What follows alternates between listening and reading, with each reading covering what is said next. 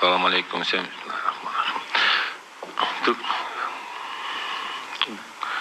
В результате жесткой политики нелегитимных президентов Туркменистана Сердара Гурбангулы Бердымухамедова гибнутся и уничтожаются и бесследно исчезают, к сожалению, люди, которые могли бы завоевать любовь народа и доверие народа. Туркменский народ жестоко преследуется на основе гнетения и пыток. К примеру, это выяснилось в результате мониторинга и непосредственного участия в аналитическом расследовании, проведенные туркменскими активистами, такими как Керим Исмаилов, Мурат Разаков и командой демократического выбора Туркменистана в целом.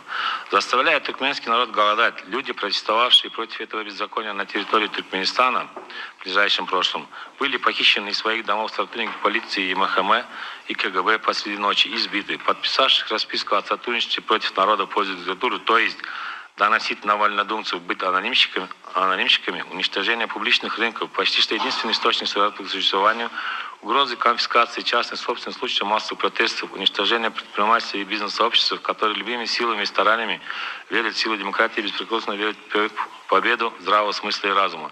Туркменский народ запугивает всякими методами и убеждениями, проправительственными организациями или отдельными лицами. Большинство по вынужденным приводятся примеры: Афганистан, Сирия, Ливан, Иран и так далее. Еще больше закручивают винтики, как будто специально провоцируют народное восстание, тем самым откровенно показывают, что события Казахстана январь-22, Казахстана август-22 вот-вот могут повториться. В случае с туркменистанцами и вольнодумцы, и борцы за демократию и верховенство права, независимость судебной власти, за право на справедливость, свободу слова и распространения будут просто уничтожены.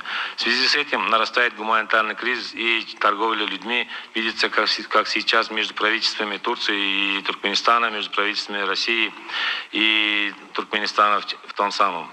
Потому что они открыто отдают активистов в страну, возвращают их, которые там бесследно исчезают.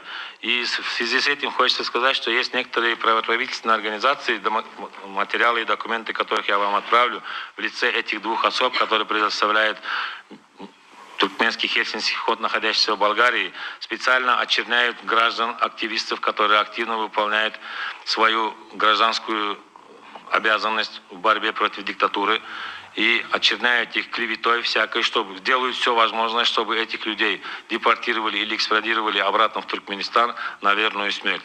Спасибо большое за внимание.